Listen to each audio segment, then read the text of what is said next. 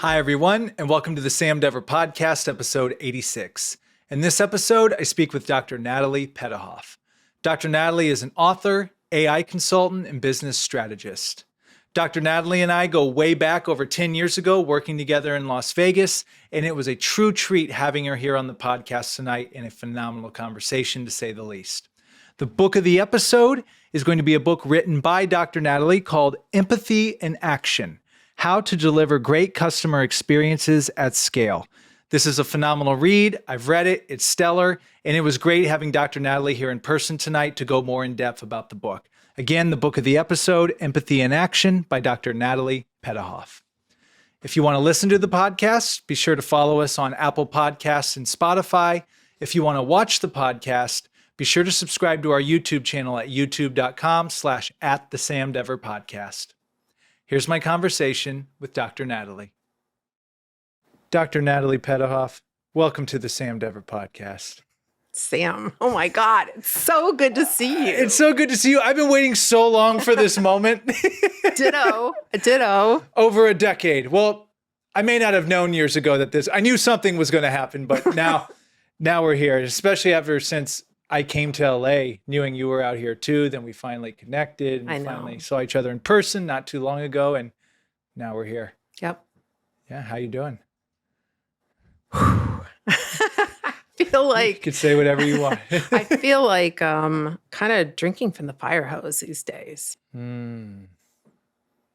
I totally relate. We have just having that talk with Eric. Yeah. like you're like, how am I going to get all of this done? I wake up every day and I look at my to-do list. I'm like, this is crazy. And I'm like, okay, I know the basics, just butt and seat and just make a list and check it off. But it's like the day comes and I'm like, okay. I have a little talk with myself and then it's like, okay, well, we'll just get up tomorrow and we'll start again. Yeah, that's what, and I like to, the night before I'll write everything out that I think I'm going to get done the next day. But of course you get derailed. But someone told me a long time ago, they called it the three things. And sure, it could probably be 4 or 5, but what are the 3 things that have to get done today? And that's then, a good way to look at it. Yeah. So, and usually there's only 2 or 3 that have to get done on that day. And if it doesn't have to get done, you try to get it done. But if you don't get it done, you can move it over to the next. That has seemed to be pretty effective for me. But I totally relate, especially the further you get along in projects and things, and they do start to grab some traction, it only gets more and more. Right. Like it doesn't stop. Right. And if you do stop, that's when you lose all Yes. momentum. Yes. So I don't know, is AI helping you out with that? Yeah, I need a mini-me. I need the doer mini-me. So what I'm really looking for out there, if you've got this, like, sure, I use ChatGPT and AIs to do stuff, but there's still somebody who needs to do the dishes, right? So Rosie the robot, right? There's just like laundry has to get done. So there's a lot of cool things AI can do for you, but there's some other things that I would just love help with. Until the AI house robots come into play. Yeah. I ran into that last night. I got done with the last task. I'm like, all right, time for, and I looked at my bed and there was just a pile of laundry. Right? And it doesn't go away. It just gets bigger and bigger and bigger. Yeah. It's so funny, as we were talking before we were recording too, like just to be able to talk at this point in time from the time when we met, which was, it was over 10 years ago, maybe a little over that, but that, to me, was at the maybe 2011-ish, 2012 era where social media, I felt, was what AI is now, or digital, as you were saying. You know, we're talking about like the NMX conference and the blogging was huge. Yes. So now we're in this space where social media is no longer this. Now it's just like a standard and you're expected. Where back then it was like this new, cool thing, and a lot of businesses and stuff weren't quite sure. They knew they had to be on it, but they didn't know what to do. But now I feel like, from my perspective, that's AI now. Like you're like, oh, you got to have AI. You got to have AI this, AI that. So just diving right in, like what's your perspective with where we're at right now with technology, AI in particular? I think it's kind of like AI palooza. I think people have lost their minds a little bit. No, a lot, actually. So what's fascinating is I've been in tech a long time, so I remember the beginnings of CRM and ERP and cloud and digital and social. So I think this is, in a way, kind of like the next evolution of those things. So it doesn't really change the basics of how you do business or who you are as a person or your integrity or your strategy. It is a technology that its capabilities are advancing exponentially. So that does change things. But I think sometimes people, it's that fear factor. So as I talk to businesses and people, like they're trying to like figure out what to do, and it's like, well, it's just another tool. And so if we like really slow down and see it as just another tool, then it's a different perspective, right? And I know from my own kind of like, I was trying to figure out how do I fit in this new world? And realized I've reinvented myself a whole bunch of times. And so what I did the past year is I really sat down, I took courses, I read a lot of McKinsey, BCG, really, really good stuff. And I got like the perspective of what this is, what it means. And that's how I came to the point where it's really another tool that we can use to advance our lives. I think the scary thing is there's a whole lot of hype, and there's a whole lot of people competing to be the best at. So you have very large tech companies who've made major investments, in particular large language models or generative models. And so there's a race, a super race, to be the dominant one in the field, if there ever really is that. And so I think that's where some of the hype comes from. And I appreciate the hype. And Gartner back in 1995, I can't remember the analyst that did it, but they created a hype curve. So it kind of goes like nothing, nothing, nothing, nothing, nothing, really slow. And then it goes, phew, and we're kind of at that, like, the top of the hill. And then after it, then kind of like, okay, there's the hype, and then it comes down to reality. And now it's like people have to absorb this into their lives. They have to think about, how am I going to use it? And if you think about just us as individuals, then take that and multiply it by a company of 5 or 10 or 10,000 or 100,000. At the end of the day, it's people, and people don't really like to change. And so that's where you get the dip in the curve. So I don't know when the dip is going to happen, but it feels like it's coming. Well, the first thing, have you bought the domain AIpalooza.com? Because I think that's you. Okay, wait a minute. Stop the cameras. I got something to do here. That's a good name. You're right. Thank you. I just went on Namecheap. Just buying domains is a pastime of mine. Domains that I'll never use, but you never know. You never know. It's like you start typing, similar to like media stuff, like AI is just skyrocket on the domain thing. Yep. And yeah, I agree with you. There's a lot of hype, but it's definitely here. Oh, it's here. Well, and that's the other fascinating thing is it's here, and it feels like it snuck up on us. Yeah, but then you talk, or at the event I was at of yours, where people said, well, AI's actually been around there's some people that have been in the space for quite a while. So for them, it's not probably as big of shock. But now I feel like now it's mainstream. Right. Everybody's hearing about it. And someone had brought this up, and I'm paraphrasing them. They think it's a great tool, but they're like, well, eventually, though, we're just going to be using AI to do everything that we do. So what are we going to be left to do? Like, if AI gets to do everything, what are we going to do at that? I mean, have fun. Like, that's the fantasy, right? It's like, okay, well, then if I could, so in terms of content creation, so part of, for me as a content creator, it's 90% process and 10% creation or creativity. Mm-hmm. And what I'm hoping to learn, right, and it's still like lots of tools and Midjourney and Soro and all these different pieces, and you kind of have to piece it together. So what I'm hoping is that it turns from 90% creativity and 10% process, and the AI does all the process stuff. I don't think we're there yet, but that's a good question. So the ideal, right, is if machines could do the work of humans, then what would we do with ourselves? And it's kind of like that. If you had all the money in the world and you didn't really have to get up every day and do all the like mundane everydayness, what would you do with yourself? And I think that's an I can't say that word.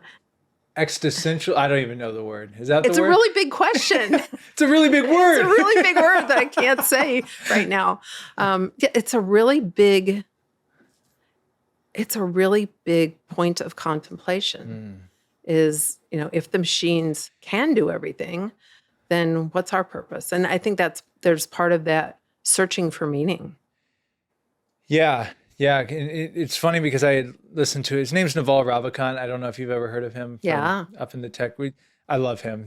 Big fan of his. And he had said something similar, AI could make it so all the jobs that we didn't want to do are now being done, and we have time to go make art, go create things, go find our true self and purpose. And I see both sides of that. I think, for me, sign me up. Right? I'm like there now. Like people like us creators in this room, like it's like, all day to do whatever I want and heck yeah. But I think he said this when he was on Joe Rogan, and Joe Rogan had brought up the point, but there are some people whose identity is tied to the work that they do. To the doing part, and they need that. So what's going to happen to them? And I don't know, maybe, and I'm sure throughout time, maybe not to this degree, but when technology has changed, different jobs and things change, and we adapt, we adjust. So, but like you said, it's exponential, and it's going to get faster and faster. And how quick will all this unfold? I mean, is it going to be within the next handful of years, or is this happening like toward the end of 2024? I don't know. I think that's part of what's scary is we don't know what we don't know. And there's a lot of hype, right? And so I remember back when so I think about this as a tech evolution. So in my book, which I see you have there, Sam, thank you. Quick plug, Empathy in Action. Yes. Your book, which we're going to talk about. And it's got a lot of AI stuff in it, but we'll talk about what kind of AI, right? Because there's different kinds. So I look at it so in the book, there is a curve, and the curve starts out like this, and it's an exponential curve, and it shows technology since the beginning of time. So think about technology as fire or wheels, right? And so as we go through time, you see this exponential change in capabilities and a direct effect on how we live, love, and work, right? It dramatically changes our life. So I remember when I was a little girl, my aunt, she was a secretary. And so, do you remember secretary? Yeah. Right there. She was a secretary to executives, and they used paper and pencil. And then there was this thing called the typewriter.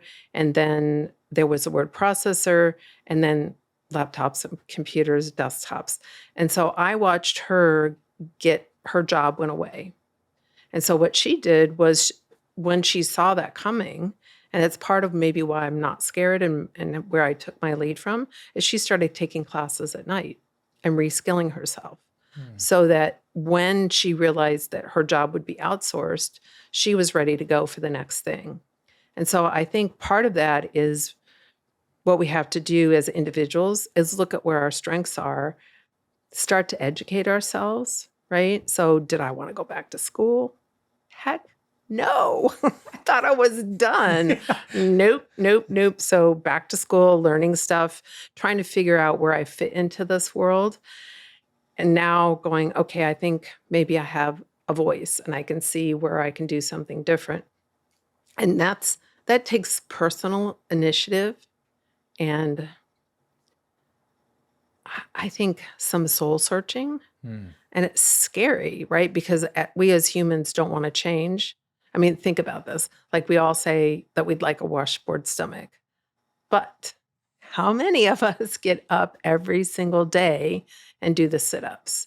And so while we talk about this like life that we think we want, we don't always do the things that we think we want. And so here's this thing called AI looming that could possibly create a new kind of reality. But are we doing the things that we need to do to prepare ourselves? Or are we so busy on the merry-go-round doing what we're doing that we're not picking our head up and looking and saying, what does this mean for me as an individual? That was wow.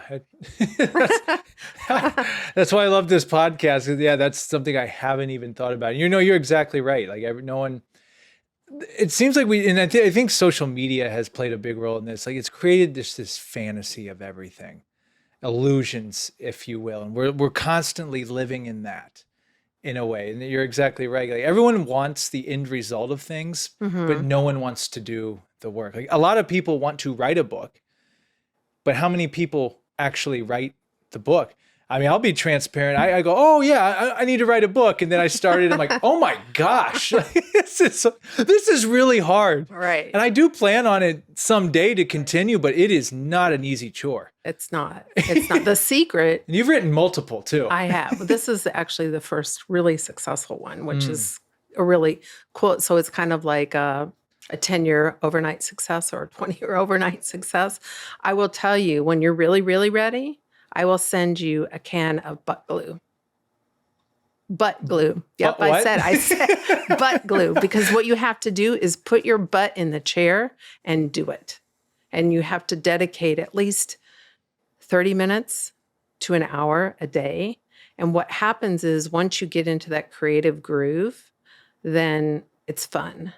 But up until that point, it's not fun. And that, again, like you have to look at your priorities, what you're doing. I mean, part of it is, what the heck am I going to say? What's your point of view? Why are you writing it? Who the heck is going to read this? Right? So there's a lot of like internal talk, I think, that happens. But once you tap into and like really understand your purpose and you're connected to the purpose of the message, then the flow happens. And that is what's magical. And what I'm hoping as I work on book 2, which is, it's percolating, put a bunch of stuff down. I think it's a combination of a true economic model that shows that empathy will completely transform your business. But the other piece was, if this makes so much sense, when you see it in black and white, it does, then how come more businesses don't lead like this? So I'm looking at, what does it require of a leader to be empathetic?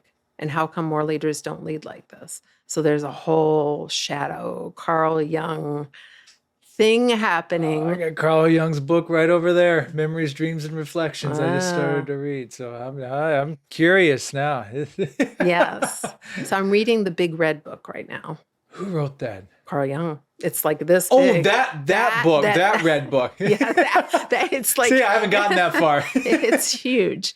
Wow.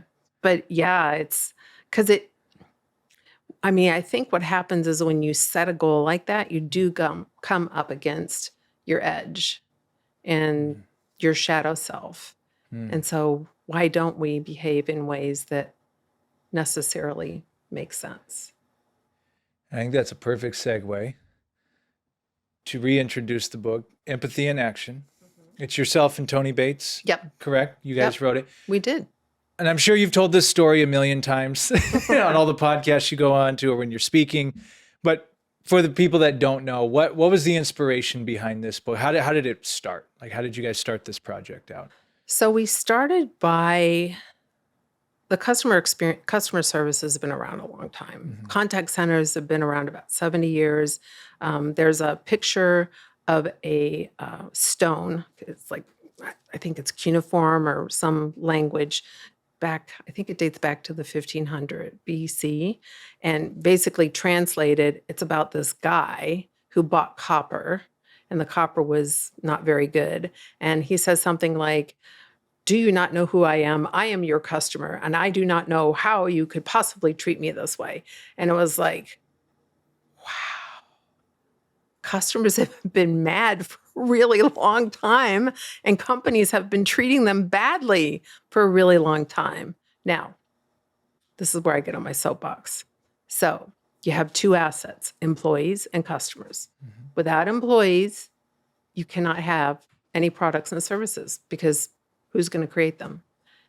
And so you create products and services, right? And without customers, there's no one to buy them. Two most important assets. Neither one are on the P&L. And if you look at, in a lot of the consulting that I've been doing with DoorDash and Hilton, when we talk to the customers say, you don't see me, you don't hear me, you don't care about me. So would you treat your buildings badly? Would you treat your software badly? Would you not update your programs? Would you not maintain them? Would you not file patents? So we have these assets and yet we don't value them. So to me, that's really, really, really fascinating. And I talk about this a lot. And what's fascinating also is I'll talk about it, people get excited, I can see the light go on. And then afterwards, I see them behave in ways that I'm like, okay, that's not it. That's not it. No, no, no. And so what happens is I think there's no point of reference for the ideas that we're talking about. So it's kind of like if you have a shelf and you put an idea on a shelf, and if there's a there or a point of reference, it stays and it looks back at you. But when there's no point of reference, what happens is it falls off. And I think that's since the first industrial revolution. So if you go all the way back to mom and pop shops, right? People were interfacing with each other. Like if you didn't like something, you took it back. Although the guy with a copper, we can see even back then, it doesn't always really work. But there was a little bit more accountability. But there's still this weird thing about the importance of the people who buy your stuff. So as a principal, if you need money to run your business and you need customers to buy the stuff to give you money to run your business, wouldn't you treat them as the number one asset? No, do you think one of those is more important than the other versus employee and customer, or do you think it's pretty even? I think it's even, honestly. I mean, if you don't have employees, there's nobody to create the stuff. And if you don't have happy employees, like Gallup did a magnificent job of documenting the Great Resignation and quiet quitting. So people are showing up, but 77% of the world is quiet quitting. So if you're an employer, you're getting 23 cents on a dollar. That is not good math. Right? Doesn't make sense. So you have employees who create your products and services. So if there's nobody to create them, then you really don't have a business. And if you have no one to buy them, right? Or if everybody's going to buy somebody else's stuff, so their customers exist, but they're not buying your stuff. Yeah, and that's one thing, piggybacking off all that, when I finished your book, it made me think a couple of things. First of all, I heard you give an example. It was on another podcast. You said it's like the difference between empathy and sympathy. And I believe, I'm paraphrasing, so correct me. You said it's like when someone's house is on fire and you go, oh, I'm sorry your house is on fire. That would be sympathy. Empathy is, here's some water to help put out the fire, or here's a ladder to get down. And it is amazing how many companies do more the sympathy. Right. Oh, I'm sorry you had a bad experience. Sorry, that's just how it works. Right. And I feel in the thing after reading your book, it made me think of all the great interactions I've had with brands and companies that I will stay loyal to. Because when I've had a problem. Okay, companies, are you listening to this? Yeah. This is a prime example of why you should do this differently. Yeah. And banking's one of them. Like, seriously, bank. There's been a couple times, I don't know how you guys, your interactions where, you get some fee or whatever it was, and you're like, okay, I could pay it, but it's like, why am I getting charged this? And you call them up and you said, hey, I've been a customer for this long. Is there any way we can, and the ones that say, hey, you know what? You don't have to pay this time around. All's good. It's like, you know what?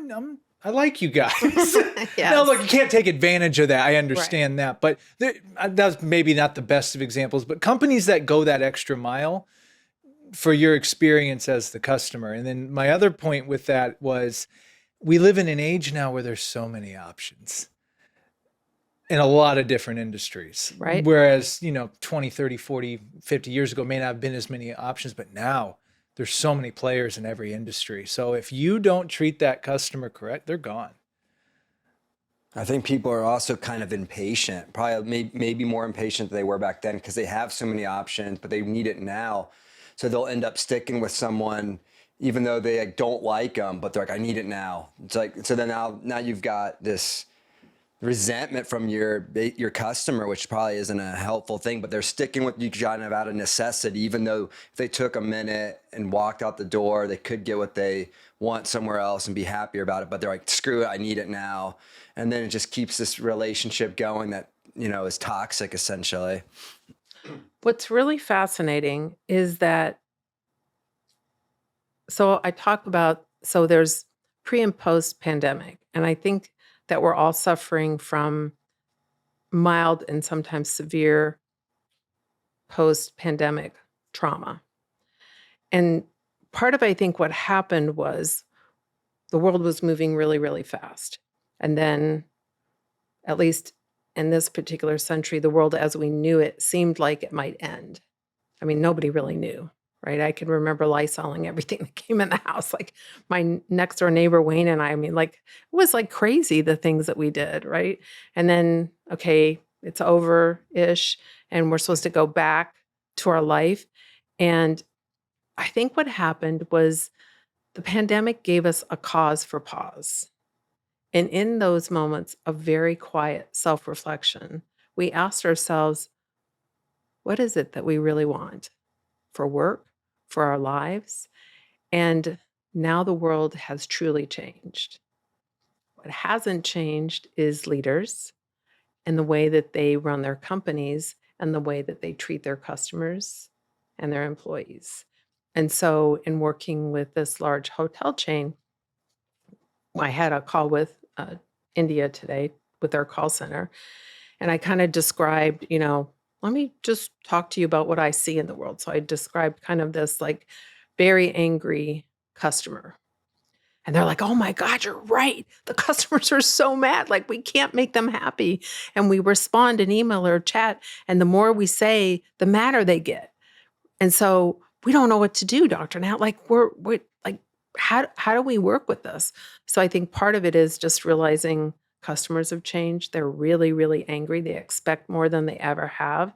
There's this, it's almost like they have an anxiety attack before they call or chat or text because they expect that they're going to be disappointed. So they like rev themselves up because they expect to be disappointed because service is bad in general. And then they take it out on the poor agent, right? And the truth is the agent is far, far, far removed from the whatever the thing, your food didn't get delivered or they didn't clean your room properly or they didn't give you the points, whatever those things are. And so, and at the same time, you have employees who have one foot out the door who are like, okay, whatever. Here's that customer, the customer complaining about stuff, and they're so angry. And so it's nearly impossible to actually have a good interaction if we don't really acknowledge the stuff, this like the unsaid, the anger, the trauma, the frustration, we really want things to be different. But the world just kind of tried to make us all go back to what we were doing. And so I think there's an inherent search for meaning. No, you're right. No, when you put it there, yeah, like people woke up during the time of the pause, they woke up because we were all on the hamster wheel. Totally. And then we got a chance to get off the hamster wheel. And it's like, well, wait a minute. I was doing what? I know. It's like, that's nuts. What? And I was getting paid how much to do that? Yes. And it's like, well, I actually like being at home more. I like having more free time, and people prove that they can work remotely. Maybe not for everything. Right. If you're building a car, you kind of need to be in the factory, putting the wheels and the chassis and all the things, right? But there's a lot of jobs that I mean, when Tony and I were working on the book, selling contact center software. And so part of what we did there was everybody was calling customer service because it was the one place that you could call, even if you're just like, we had some companies tell us that people would just call to hear somebody else's voice and to just ask questions. Not that the call center would know the answer because they know the answers to the things that pertain to their company. And so part of what we did was, we had some big, long conversations about selling software in this like world. And so the strategy, what I suggested was, we really can't have a contact center agent sitting in a room with 500 other contact center agents. So people need to work from home, or in countries where the infrastructure is not good, what companies decided to do was put people up in a hotel. So every agent had their own hotel. So the strategy that I came up with was, let's give away our software for 2 to 3 months, because it's the right thing to do. People need help. Companies are struggling. They don't know how to scale in this new way. And as a business, if we do the right thing by our customers, there is some percentage of those customers who will become paying customers. It was a bet. We made the bet. It worked. And I love what you said too about employees and customers. If you don't have those, but interesting, more in your perspective on the people at the higher Yes. levels. Yes. They're and intelligent. I'm one of those people, right? I'm one of those people. Yeah, and they're right? intelligent people. That's the Right. thing. You can't get to that position unless you have a really, really great family connection to Well, something. there's nepotism. Yeah. But this is not about being smart or not smart. It's really, Sam, about a blind spot. Because when we do things the way that we've always done things, then we can't see what we can't see. And that, once you realize that you don't know what you don't know, that says how smart you are.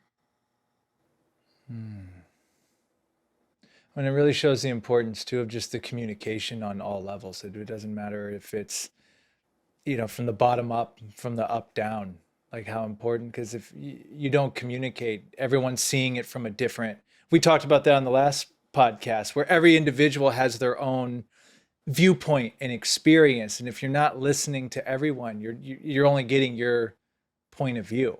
And that is the definition of empathy. Yeah. Is sitting in the seat of, or the shoes of, other people and seeing the world through their eyes and taking that information, that feedback, that insight, right? And there's lots of times where people will say stuff and they'll say, well, this is how I see it. And I'll be like, whoa, I did not see that. Like, there's just like no freaking way, especially in dating.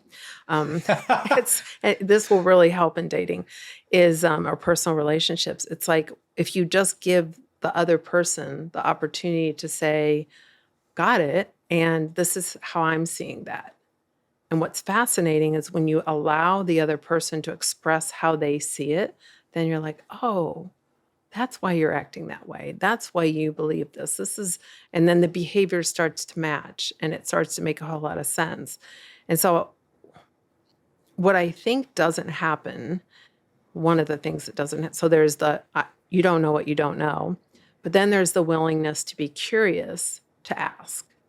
And so part of what I think would be really interesting for leaders is to make it a fundamental part of their leadership style, is to ask other people their opinions. So that's the ask versus tell type leadership. And that's actually what we were doing today when I was talking to India, was I was asking the team leaders their point of view, right? Because they gave me access. I looked at all the emails and chats and I read through them and I created an opinion. And then I told the leadership there, I said, I really want to talk to the team leaders and the team supervisors. And I want to talk to the agents because I want to see the world through their eyes. And so they were like, nobody ever asks us. And so I learned things that I didn't know. And I said, well, here's what I want to do with you guys. I want to co-create how we're going to respond to customers. And I don't sit in your seat every day. I don't know what you know. So are you willing to create this partnership with me? Because I'm willing to learn and I'm willing to listen. And they're just like, you could just see their face. Who is this lady? Like, what? Where'd you come from? Another planet? And it's really rewarding and it's fascinating. And it's the way that, it's one of the reasons I'm good at what I do, is because I don't assume and I don't think I know. And I'm the best me in collaboration. I'm in the best me when I learned from other people. As you're describing, it reminds you, you've seen the show Undercover Boss. I love that show. But you think of how many of the CEOs that go on there, and it reveals like, oh my gosh, I had no idea we were doing it this way, or Right. no They're idea like, the problems this the is employees ridiculous. Why would we do it? Why we're treating people this doesn't make any sense, right? And it's not like, so what's fascinating, like my whole career, people write in the employee surveys, they write all this stuff, right? But it never filters up to the top because there's this mid-level, like that, like things hit up against some ceiling and they never get to the executives. And what was really fun about working with Tony was the ability to have those really frank conversations and to be able to talk about things. And I think that was one of the things he appreciated about me, because I just said, well, here's how people think about these things. And he was like, oh, wow, interesting. So I think that's a great way to lead your company. And what's the response been from maybe business owners or companies that have read the book and reached out to you? I'm sure there's some stories. So we published in March of 2022. Okay. It is now April of 2024. Yeah, a little over 2 years. And I'm still doing podcasts. I'm still talking about the concepts. And yeah, people are just still, they're enthralled, they're interested, they're curious. And like I thought, okay, well, I'll write the book and it'll come out and it'll have like a bump and then I'll go about, I don't know, the next thing in what I'm going to do in my life. And what's fascinating is the conversation has continued. And part of that is because I'm talking about a paradigm. I hope my legacy is that we don't have to have this conversation anymore, that it becomes the way we do things, that we see each other's perspective. I mean, I really think that you could end hunger and homelessness and I don't know, even war, if we actually felt what it was like. We probably wouldn't make the decisions that we make that make those things happen. So it's been a fascinating journey. And I thought it would be like a journey and then I'd be done. I'd be on to the next one. And here I am 2 years later. I'm still talking. You're the empathy person. I'm the empathy lady. Among other things. But no, and you just said it. I was going to bring up, I mean, this goes well beyond business and corporations. I mean, this is the world. This is relationships. Yeah. It's just, yeah. My instinct also was like, it has to trickle down from the top. So like working with the CEO and stuff like that, it's not going to be a quick fix. Like they almost need to relatively be trained almost like a therapist to even understand, like or I don't know if maybe that's a little overkill, but they need to put in all those hours that, you know, a trained professional is able to do to be able to put their own ego aside and listen and then allow people to feel safe and then they can bring their heart to their job and stuff. And then those people to bring it to the level below. It definitely does sound like it's a big task, but if you want it, it will absolutely yield huge benefits. Like you can just imagine. Right, because you feel it viscerally in your soul. Like it just makes sense if people feel seen and heard and acknowledged. Yeah. That they're going to put their whole heart and soul. And as a leader, we talk about motivation and innovation and like these buzzwords, but like how do you get at that? Mm-hmm. Right? And so sometimes people talk about it as like soft stuff and, oh, it's kumbaya factories or pizza parties. Team building exercises. Team building. Yeah. And it's like, And that's why in this version of the book, I did start with some economic models, but I'm really clear that I really need to show what happens when you actually have people leading like this. What is that effect? Right. So if you just look at Gallup studies where 77% of the world is quiet quitting, which means that your employees show up, but they don't actually do much work. Right. So if you're, like I said before, if you're paying $1, let's say for salaries, you're getting 23 cents a return. Why would you do that? Why would you not really acknowledge and listen to your employees? Now, part of it is because we are in this paradigm of tell versus ask. Part of it takes more time. Part of it is people aren't skilled to do this, It's a path of least resistance. So just put your head down, get your yes man, and just keep going, because you yourself are probably a yes man to your boss. So it's perpetuating. Right. It's like a bad parent teaching their kids to be bad, and they're going to be bad parents. Most Right. likely, yeah. So it's kind of like that hurt people hurt. So that goes back to the Carl Jung thing, and why aren't we more self-reflective and evolving? And I think what I'm excited about book 2 is kind of the evolving leadership model, which really requires the ask versus tell mindset.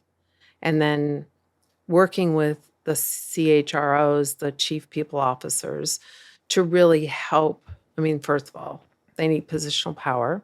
They need budget. It has to be an initiative that comes from the top, but they're the ones who are really responsible and in charge of the human capital. So if we really saw the employees as human capital, as an asset, I think that our policies, our procedures, training, our culture would look very, very different. So yeah, that was a really long answer to how did we get started, right? So it was like this, looking at how come customers are treated so badly. We've been doing this since the beginning of time. Does this make sense? Doesn't make sense business-wise. And the other piece that came up was your customer experience can't be any better than the employee experience. I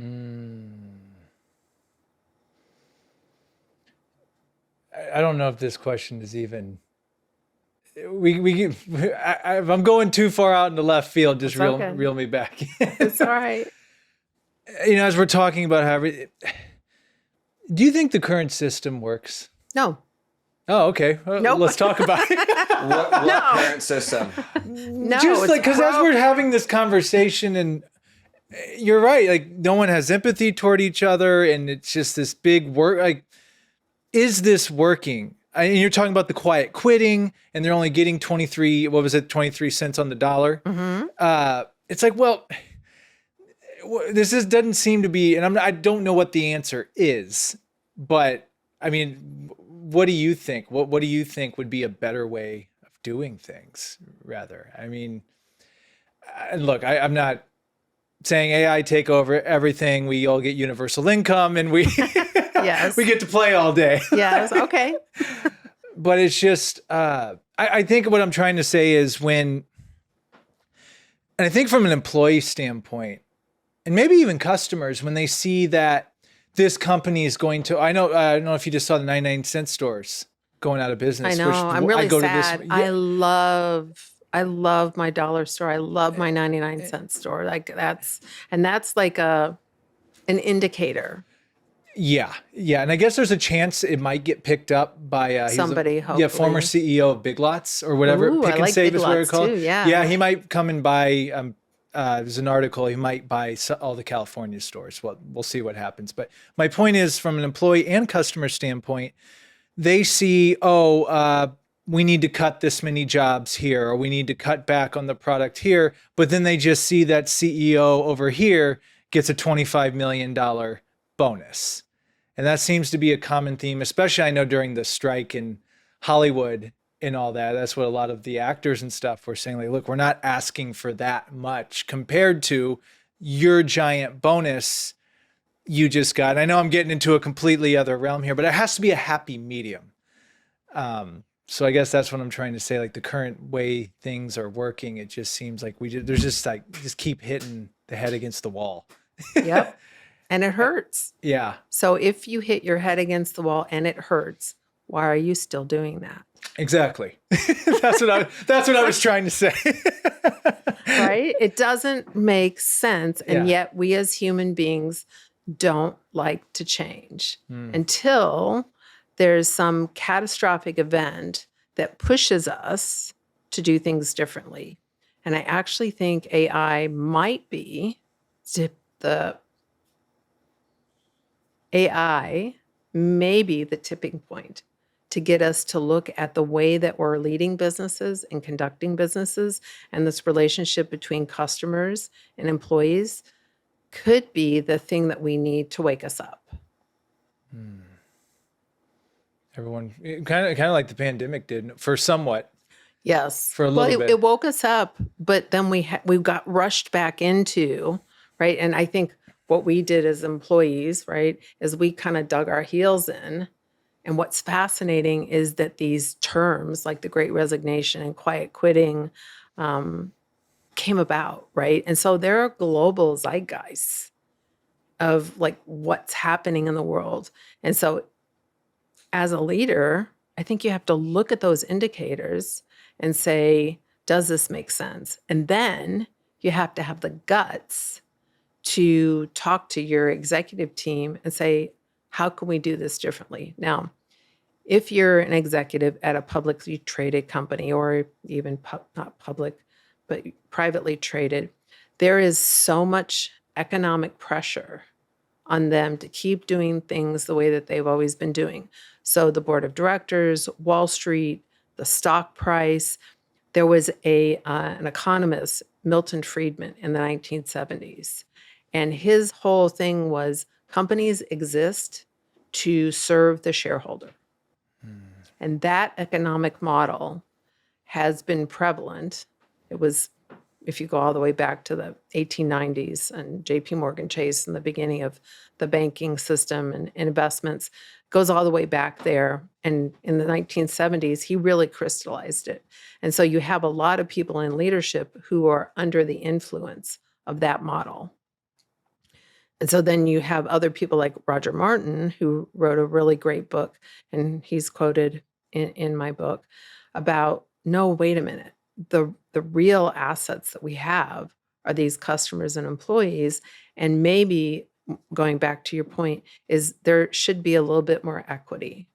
So looking at shareholder value, well, the employees and the customers are maybe shareholders, right? What if we looked at it from their point of view?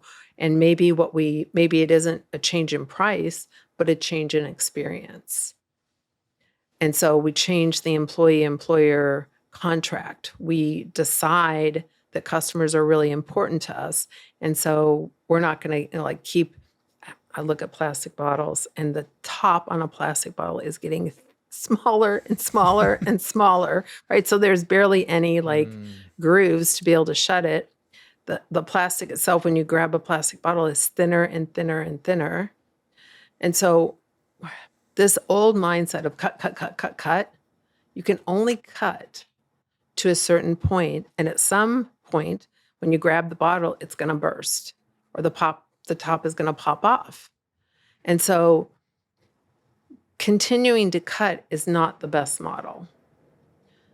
Where you can really grow. And so, I wrote a post on LinkedIn about, okay, enough with the freaking layoffs. Like, if that's your only strategy for growth, there's something seriously wrong here. And I truly believe that. I really believe that if you so I was working with a company about a year ago, and they came to me and they said, we want to develop an AI strategy. I said, okay, great. What's your people strategy? They go, no, we want to talk about technology. Like, which large language model should we pick? Should we go with OpenAI or Anthropic? Or I'm like, I want to know what your people strategy is. And they're like, okay, well, we're going to entertain her because we paid her for the day. We'll just go along with this. So I said, okay, so here's how I look at this, is that you have people as an asset. So what if for 1 year you decided not to lay off anybody? And that you put the CHRO in charge of reskilling and repurposing. That means that you need to actually understand everything that everybody is doing currently and look at how could you integrate AI to make the parts of the job that we don't really like doing, or, are kind of boring or laborious, how could you make that better? And I said, and don't decide, you as a leader, what doesn't work. So step 1 is don't lay anybody off, at least for a year. Step 2 is education and reskilling is number 1. Now let's practice empathy leadership. Let's go and ask the employees what doesn't work for them, because they do this every single day. And if you create a psychologically safe environment where they can tell you the truth, they'll tell you what doesn't work and what doesn't make sense. So now take that feedback and now start to help them see how technology could aid that. And at the same time, talk to your customers and ask them what they don't like about their experience. It could be a chatbot, probably a chatbot, right? I don't know. It's like AI is going to take over the world, but we can't get a chatbot to answer a customer's question. Yeah, that's a whole other topic, right? They're terrible. They're terrible. They are, they have the potential, right? So go and ask your customers what they don't like about the experience. Press 1 for, press 2 for, press 64 for. Old ways, structure, how we service, processes, and then ask them questions about products and services. So now you have the employees contributing about today what doesn't work in the organization. You're going to learn so much about your company and what would be better if, despite, like, forget about the technology, let's just fix the things that aren't really working.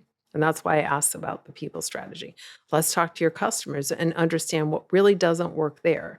And I think at the top of all of this, I said AI was the catalyst to really change things. So if, and this is like, if it's 72 font bold, right?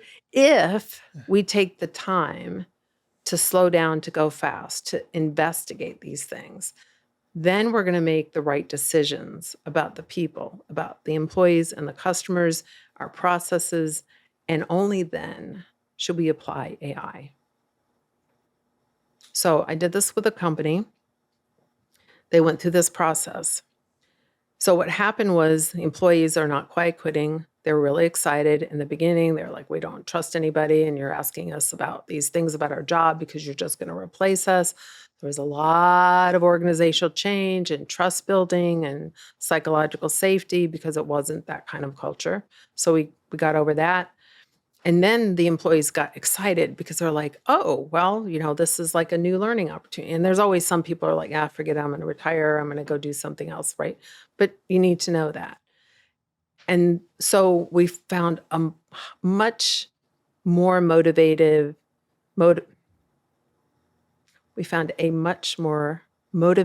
employee base that was excited and saw the art of the possible. And we saw customers go, wow, you guys, you're not robotic anymore. You actually care. You're trying to make this better. And just, maybe the bot still doesn't work, but at least you're trying. And you're like, when you answer my questions, you're not like doing the I'm sorry dance. You're like, okay, the house is on fire. You're going to get the hose. Fantastic. I feel heard, seen. I'm going to stay loyal. So now you have a customer base that is really like excited about continuing to be a customer. So a year later, what they did was they looked at that extra time that the employees had, and they said, okay, instead of laying all those people off because we could get productivity gains, right? So we could just like take those salaries, cross them off the P&L and go, look how much more profitable we are because we don't have these costs. So what we did was we actually looked at the idea of what if we could make the products and services that the customers were asking for? And what if we take that feedback and we ourselves could think of things that they are not thinking of, right? I think Henry Ford said that nobody thought that they wanted a car, right? They said they wanted a faster horse, right? So that whole concept of you're taking that feedback, you're integrating it, and you're like innovating. So flash forward a year later, they were able to leapfrog their competition. And that's what I'm talking about. Like, enough with the layoffs. Let's change up our strategy. Let's really become people-centric and use technology as a way to enable the people. That was brilliant. And thank you, Sam. I knew I liked you. I liked you 10 years ago. I like you still. Yeah, no, this is a treat because it's really allowing. I mean, because really, it's America, right? I mean, capitalism. I won't go too far off into this realm, but yeah, I mean, capitalism is what capitalism as we know it, right? I don't think capitalism itself is bad. Mm-hmm. Capitalism at the expense of human potential has big question marks for me. And so what you were asking me before was, is the way that we're doing things make sense? And if not, what can we do differently? Right, and because capitalism has to grow, right? Like for it, you have to keep feeding the beast. Yes. There's no just staying, hey, we're good here, let's just coast. Let's just keep doing what we're doing. So when you were describing the bottle, trimming it down more and more, they're trying to make more and more profit. Yes. And you're exactly right about the investor thing, because it's all about shareholders. And people, well, let's just cut a bunch of people and we have that money now.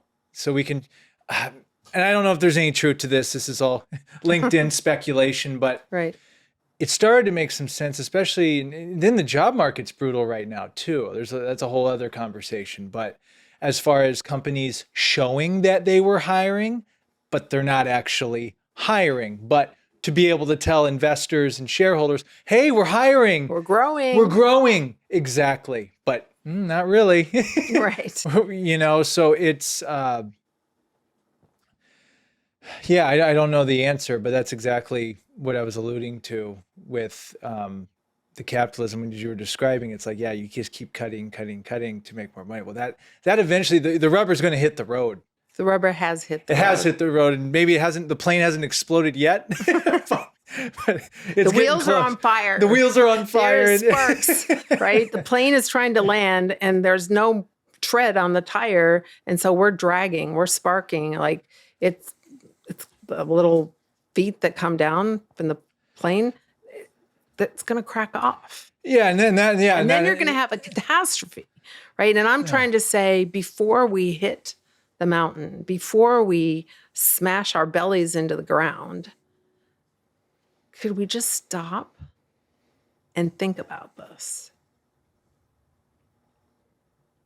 Do you think many are going to do that? Do you think many are going to stop? I'm sure there'll be some. I wish there were going to be more. I think that if we look back at Geoffrey Moore's technology adoption curve, and I in the book I kind of used his curve as an example, and we created the change adoption curve. So I think that there's going to be the innovators and the early adopters who are going to hear this conversation. They're going to pick up on it, and they're going to be like, okay, this makes total sense. Let's change the way that we're doing, and at least do a skunk works and see if this works. Let's do something on the side. And then there's going to be a chasm. And then there's the early and late majority. There's the laggards who are, just going to go away eventually. But it's that bulk of, it's like maybe 65% of the marketplace that is so entrenched in this is the way we do things, that my worry is that you have colliding things, right? So you have a workforce that doesn't really care. You have customers who aren't loyal and will, like, as you said, change on a dime. And at the same time, you have rapidly advancing technology completely shifting the way that we do business, right? And those two things are colliding at the same time. And if we don't slow down to go fast, it could be catastrophic.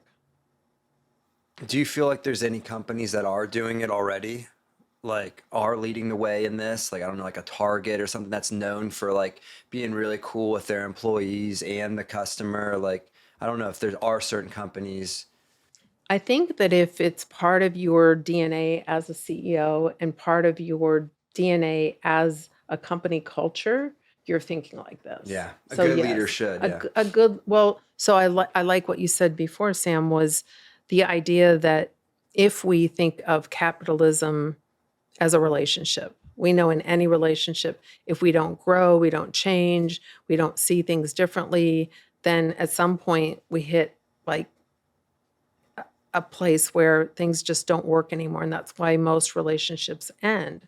And so I think that this is the same, where we've built a system, we're all plugged into the system, we're dependent on the system.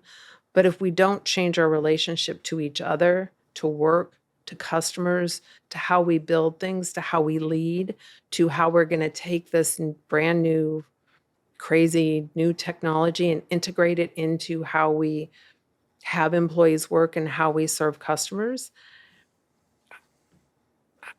if we don't really slow down to truly see this differently, I really think that, well, here's what I don't want to be a doomsayer. I think that the companies who can get this conversation and take action on it, and yes, I'm available for hire. Little plug there. Sorry, I had to do it. The companies that do get this, just imagine, so if I was a leader, I'd be like, oh, that sounds really good. I'm not going to tell anybody I'm doing it, but I'm going to go over here and I'm going to reinvent myself as a leader. I'm going to get on ChatGPT. I'm going to get that visceral experience of what a large language model is. I'm going to plan my vacation. I'm going to learn what this, just how to play with it and understand it and take classes. I'm going to have my whole leadership team start to use it, and we're going to experiment and have fun with this. And now we're going to talk to our employees. We're going to talk to our customers. We're follow that business model. And we're going to kind of do the Dr. Nat method of empathy plus AI, which is better together. Could be my new book title. I don't know yet. We'll see what the publisher says. Think about the companies that are over here doing that, right? And they're maybe quiet about it. And then just like AI popped up on our radar, whoa, where'd that come from? Hey, right? I think the companies that take this idea and run with it they're just going to put their competition out of business. And it's going to be it just came out of nowhere. I have been thinking about how do you make this idea bigger? So one thing I'm doing that I haven't told you about is I am going to India on the 19th of June to study with the Dalai Lama. Whoa. That's really cool. And just like that, the podcast just went to a whole new level. Continue, please. Okay. So maybe we have to do 2 of these. I don't know. You have to figure out That's how they usually work. Yeah, we're going to have to edit this thing. So my friend, Dr. Amon, she wrote a book about the exploratory mind. And so she knows the Dalai Lama and she goes and studies with him. And so I was talking to her about it. And she was telling me these trips that she takes on people and how they really transform. And I said, well, you should do a documentary on this. And she's like, well, I don't know anything about that. And I'm like, how about I produce? Right? Because of course, I think I can do anything. And so long story short, I am producing a documentary. It's called Empathy in the Pursuit of Joy. That is awesome. It is awesome. Thank you. So book 1 on empathy, documentary study with the Dalai Lama. So now the fire hose makes sense, more and more now. yes. And I feel really, really fortunate because I have a great director and cinematographer as kind of my co-producer, co-author, co-writer, co-creator in this. Thanks, Josh. We'll tag you. I feel really fortunate because I think we're both seekers and we're both really fascinated about the current system. And it's an opportunity to go off the beaten path and go study with someone who is the international symbol for compassion and love and peace. And a lot of people don't know this, is that when he was in China in 1959, he and the Tibetan people experienced a Tibetan Holocaust. And they had no choice but to leave. And so when you think, so he asked for asylum in many different countries. India said yes. And he recreated the likeness of Tibet in India. So there's schools, there's monasteries, there's museums, there's music. So he recreated it. And I think it's the most amazing. So he could have been really mad, right? Yeah. He could have just taken all that frustration and what happened to him and to his country and to his people and gotten really mad and stayed mad. And instead, he just said, well, I'll go over here and I'll create a whole new world. And so to have that kind of foresight, to have that kind of empathy, right, to sit in the seat of his enemy and go, okay, got it, you're going to do you, and I'm going to go over here and do me, and I'm going to figure out how to have love and compassion. And I'm going to access joy. So for me, this is a major, I'm not even sure. It's a container. It's a crucible for my own personal transformation. Everything's led you to this point. Everything. Like it's just like this perfect timing and this like writing the book and putting your heart and soul, and like there's stories in the book that go all the way back to the beginning of when I was an engineer and how they made decisions that didn't really make a whole lot of sense to me, even though it was the right thing by like, the car was going to corrode if we did this and the customers would be disappointed, but we made a dollar and cents decision. So flash forward after years of being in customer service and trying to change it, I now have the opportunity to study with monks and with the international symbol for empathy. Wow. Talk about manifestation. It's big. And I don't even know that I know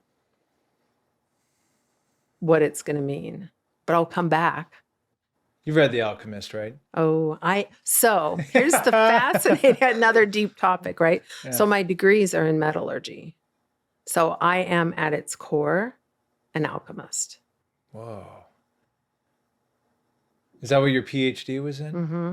And you became an engineer, right? Right. So it's material science and metallurgical engineering. So it's really the physics of solids. So it's like, how do you mix this with this? So why is a tire made out of rubber? Like a polymer and you want it to be bouncy and absorb shock. And then why do you, like a car door is made out of what it's made out of? So it's like looking at an alchemical mix of different materials and molecules and how do you bind them together? So it's kind of a mixology, if you will, field. And so I feel like that's like maybe my secret sauce is the ability to mix things that you wouldn't necessarily put together and have, it's kind of like peanut butter and chocolate actually, right? This idea of like, I never thought about that together. It's kind of like on the top of LinkedIn, it says AI and empathy better together, right? It's like, who would have thought of that? I don't know. It's like, that makes a whole lot of sense to me in my own little world. So yeah, it'll be really fascinating to see what happens in that crucible of the Dalai Lama's village. How long will you be there for? We leave on the 19th. It takes 2 days to get to India. And then we'll be there from the 21st through the 30th. So about 10, 12 days. I want to see pictures of that. Oh, there'll be lots of pictures. Video. Video, yeah. Well, I was looking at Josh's cameras and he's so funny. He's like, he sent me like the names of his cameras. And so I'm like Googling them and I'm like, oh my cow, like this is really, really super complicated stuff. He's like, well, I don't really need you to run the camera, but I do need you to find the light. I do need your help in setting up like where the mics go and all that kind of stuff. So I'm going to learn more about what you do. Excellent. So that'll be really fun as a producer. And we're creating kind of the point of view. We're figuring out what the storyline is. We do have 12 explorers that are going with us. So hopefully they'll want to contribute their experiences, but it'll be, I think, a life-defining trip. Oh yeah, that's a trip I definitely want to make in my lifetime for sure. What part of India will you be going to? I'm not sure. So it's about 10 hours north of Delhi. So it's northern Italy. So where the Dalai Lama settled is north of Delhi. Okay. And the other 12 explorers, like, are they just kind of, is it just like an open, just whatever comes, or do they have a certain goal in mind too with seeing him, or how's that all work? I think that anybody who would be attracted to this trip, because it's not an easy trek. I mean, Absolutely. India in of itself is not in like just the plane ride. Like I'm worried I'm not going to sleep because I'll be so excited. It's like a 30-hour plane ride? We're doing it. We're going Splitting LA, London, Delhi. So just that and like I'm going to be so upside down and I don't sleep well. So I'm like really worried about that.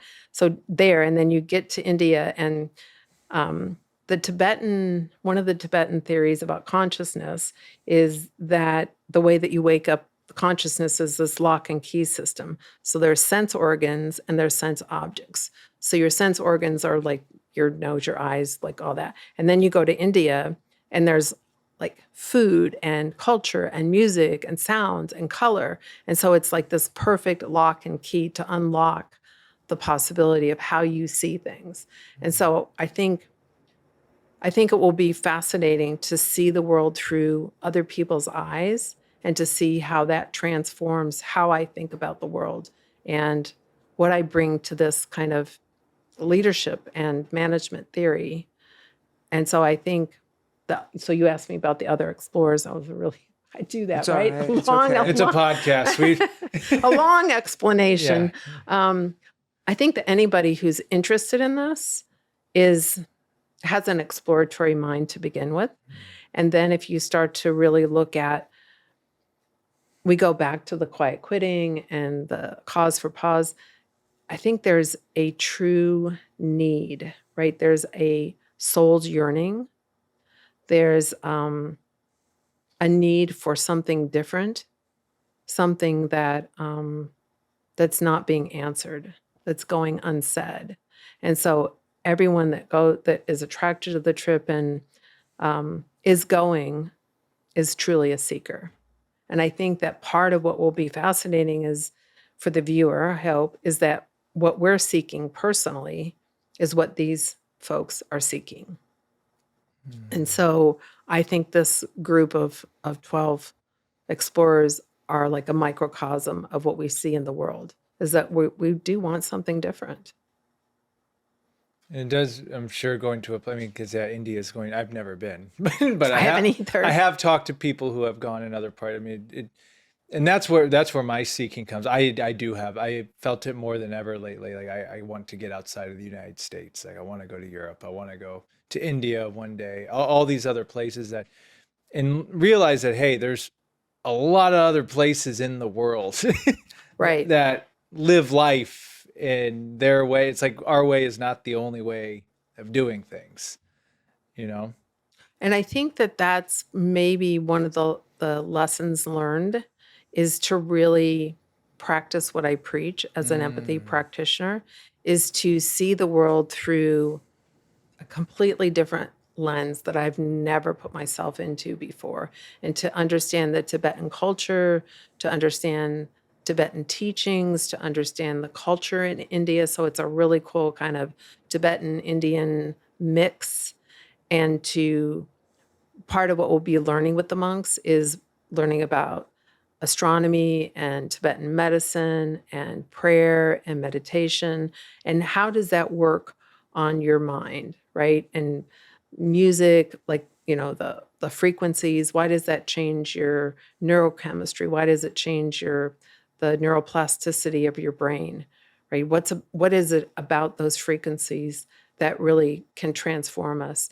And why do monks chant, right? So I'm like, I can't wait to meet them. I can't wait to ask them, because I have like 100 questions about, so how did you get started at this? And how did you choose this life? And what do you experience? And realizing that what they do on a daily basis is so completely different than anything that I would wake up and go, oh, I think I'll be a monk, right? That didn't the things I wanted to be when a little girl.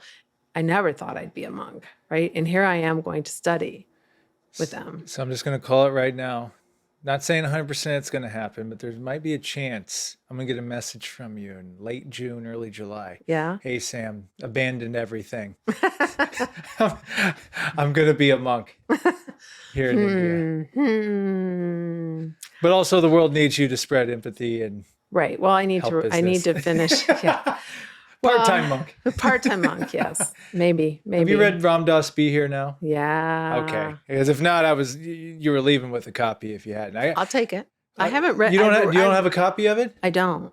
I read it. You're leaving with it because I think it's perfect timing, because you've read it before, It's been a while though. Yeah, but I think it's perfect timing because it was all about, he went from Harvard professor. It's funny because we were talking about Timothy Leary and these guys on the last episode. Yeah, that was a great conversation. And he just goes to India and his whole life changed. It had already changed, but then India was like, he met his guru and The tipping point. The tipping point where he became Richard Alpert became Ram Dass, and then he came back and wrote "Be Here Now," and the rest is history. So, right. Oh yeah, you'll be leaving with that copy for sure. I'm excited. Well, and this is an incredible spectrum, like from where we started to where that's what I love about this so much. Is like we just go into it, and especially your engineering background. But as you tell me that, I get all sorts, because that's really, you are an engineer constantly, right? Like even with you're working with a business or a corporation, you're finding out, you're taking them apart and then putting it back together and finding out how it works and how can it be more efficient, what's it made of. So it's very interesting to see how your evolution has taken place to where you're at right now. My dad was an engineer. And so I think that had a really big effect on me, because I thought, okay, I could solve really big problems. And so that having that analytical mind of kind of like, well, how do things work? And so what I think that my desire to understand how it works is to take it apart and then put it back together, but put it back together differently in a way that truly works in a way that we've never seen it work before. And I guess maybe that's the blessing in disguise of being dyslexic, is because the way that I see the world is different than I think the way that a lot of people see the world, because you kind of like, you see letters and words upside down, you see things like from a different perspective, the information that comes in goes in and then it comes out differently. And so I think that's part of the blessing of seeing the world differently. It's like your weaknesses are your greatest strengths at the end. Yeah, it's really cool. Positive, yeah. Yeah, I mean, I transpose numbers. I say things like I'll put the first letter of two different words. That first letter, I'll transpose them, and like things come out. But I'm like, if I tried to say that, I can't do it. But somehow, like when I get tired or excited, like things get kind of mixed up. So, but yeah, and when I was in elementary school, it was really frustrating because, there was like some teachers who were like, yeah, she's really smart. And then some teachers were like, not so much. But it was like, because they probably didn't. Some self-consciousness too, when you had to be the one reading in front of the class and stuff like that. Yeah. Yes. And that probably has that probably played, that stuff sticks. Right. Yeah, absolutely. Right. Because how could people be so mean? Right. Right. Sit in my shoes, right? Come sit in my brain and see things upside down. Yeah. Seek to understand, then be understood. Right. Yeah. Yep. Yeah. And what was the first pivot when you were an engineer and working in that field? What was that pivot into the business world for you? Lots of little pivots, kind of like you're going along and they're like, you hit up against something and you're like, that doesn't feel very good. Let me go over here. Let me go over here. And I think I was working at a defense company, and another defense company bought us. And we were kind of talking, and I had done a lot of employee development stuff. So really sitting down. So we went, that's another thing I solved. So all the digital signal processing engineers were getting hired by Silicon Valley here in Los Angeles. And so when I went to talk to the engineers, I said, in exit interviews, I said, why are you leaving? And they said, well, the company doesn't care about me. I really want to do these things, but I can't align my goals with the company goals. And I feel like it don't really matter. So I was like, okay, well, we need to create a what's in it for me program. And we had a bunch of contracts and not enough people. So they came to me, and even though I was doing metallurgy back then, I was working on the F-18, AV-8B, and stealth bomber radars, the eyeball for the pilot and the material science behind that. And I don't know, because they thought I had a bent for people. They said, well, we need to hire a bunch of people. Can you do that? So I'm like, I don't know. Yeah. Yeah, sure, I can do that. I'm like, okay, what the heck did I do to myself?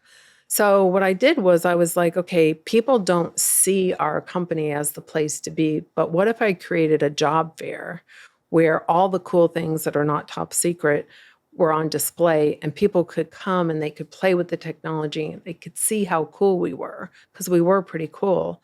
And so we put an ad in the LA Times. We created this cool, really cool job fair. People got to come, they got to play with the technology, they got to experience, and we hired people on the spot.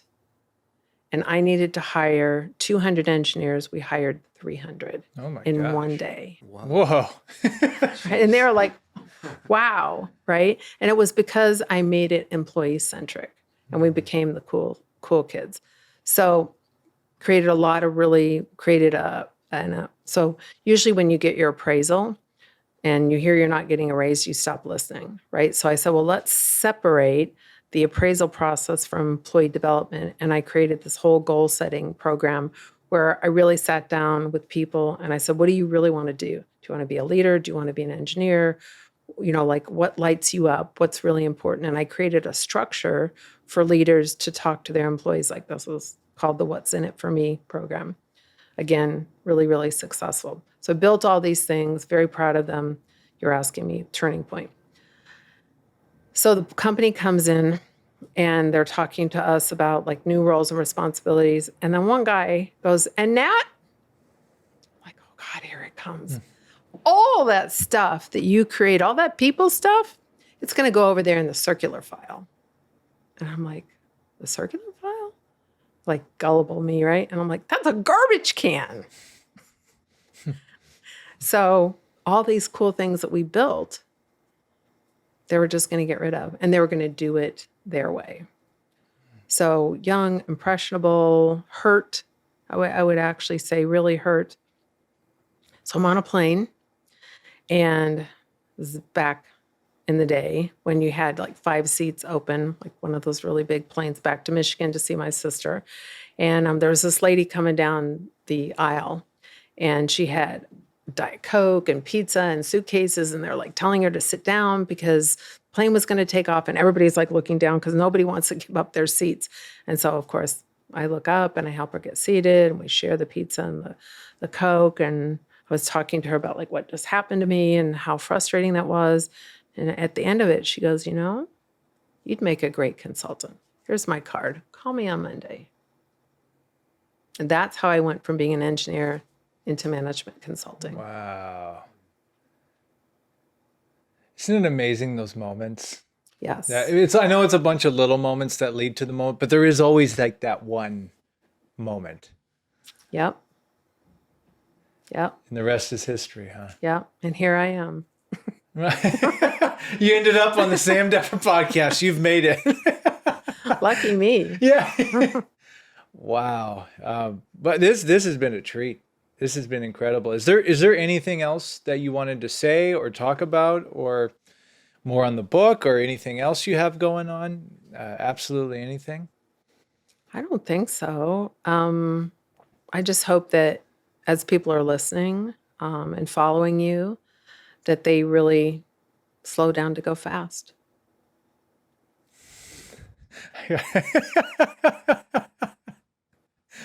That's a good one. That's good. Well, Dr. Natalie, thank you so much for coming on. This has been a treat. We'll definitely have to do this again, especially post India. Yes. Eric, did you have any other questions or anything? No, it's just fascinating. Yeah. It just sounds like, you found something that was really meaningful to you. Like you basically were treating people the way you wished you were treated or whatever. And then like you saw positivity from it and you're like, this is kind of like my calling. And you just were active. You just made action. You took action. So really cool. I love seeing that. I think you're going to have an awesome trip. Empathy in action. Yeah, I wasn't. Yeah, but subliminal. Yeah, exactly. Well, no, but it's principles. These are principles you're talking about, and so they're there no matter what. And yeah, you're gonna have a great time in India. I'm excited to hear how it goes. I think there's gonna be some tears shed. I think there's gonna be all kind of stuff going on. It's gonna be beautiful. Yeah. Good for you. What a once in a lifetime experience that's gonna. Well, and especially who you're going to see. I mean, that going to India alone's one thing. Yes. But you're going to see the Dalai Lama. Like that's a completely other stratosphere. And let's add another level of complexity, producing a documentary. Yeah. Producing a documentary. Why not? Why not? So I don't know what the title of this, from engineer to documentary. there's so many. Right. We'll have to play with that. Yes. But, it's been a joy to get to know you at a deeper level and get to know more of your background. And then really, your book, Empathy in Action, you practice what you preach. I try. Yeah. So, but it shows, just hearing your story now, it makes complete sense, leading you to this book and how it can help, like we said, beyond business. I think if the world had more empathy, we wouldn't have a lot of the issues that we have. I think it's quite clear. Yes. We wouldn't, because when we really band together and do things get done, but we're so divided in so many areas, just not only in the country, but around the world. It's just like, as our technology progresses, that's great and all, but I feel at the same time, humanity hasn't really, us as spiritual beings and people just have kind of flatlined. Right. Perhaps even gone down Yes. a little bit more. Yes. And that's maybe part of the reason for, at least for me personally, to go to India is kind of hitting, going through the pandemic, coming out the other side, and then kind of waking up and going, okay, is this all there is? Right? Mm-hmm. In that soul's yearning, that search for meaning. And I don't know what I'm going to find on the other side, but I'm really curious. And I think maybe that's kind of the key to life is if I can, through my example, be an example for the power of curiosity, I think maybe I've lived a good life. And that's book 3, The Power of Curiosity. Yes. Yes. Oh, I love that. Well, where can the people find you? Where can they get the book? Where are all the places that people can go and look you up and contact you if need be and purchase the book? So probably the best place is LinkedIn in terms of digital media. And then in terms of the book is on Amazon, it's in Target and pretty much everywhere that sells books, but probably Amazon is the best. And if you read it and you like it, love, if you could leave a review, that would be really nice. And not because it's not an ego thing. It's that people look at reviews, and if you really like it and you think that it has meaning for you, then just say what that meaning is.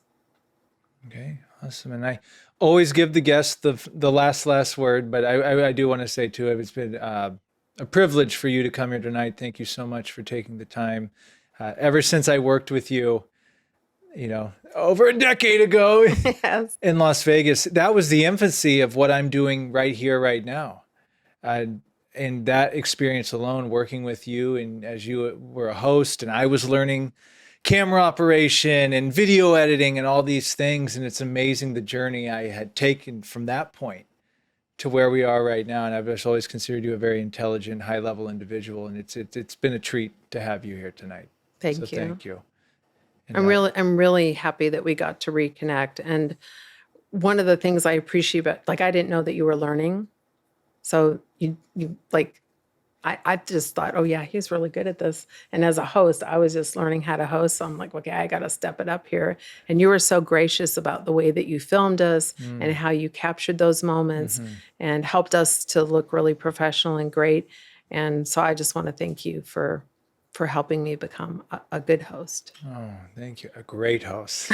Great host. Okay. All right. Well, and it's just funny, another testament too of, that's what I love about this journey of life is you never know who's going to be who to you. And you meet people and then you guys go your own path, but then you cross again. Right. And I remember when I first moved out here, we had exchanged messages and stuff. And I do have to thank you publicly too. When I had my leg injury, you reached out to me right away and I really appreciated that. And you were there to help. So thank you for that. So we're here in the flesh now. I can't wait to hear about India. The last word always goes to the guest. It can be as deep or as shallow as you want. It could be absolutely anything. Thank you for being you. Well said. Dr. Natalie Petouhoff, thank you so much. Thank you.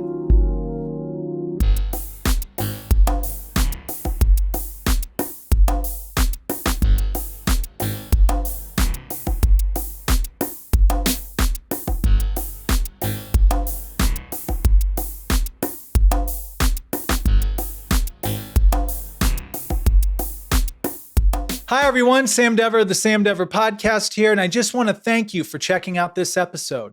To watch and listen to future episodes, be sure to follow us on Spotify and Apple Podcasts, and subscribe to our YouTube channel at youtube.com/@thesamdeverpodcast. Thank you so much. See you soon.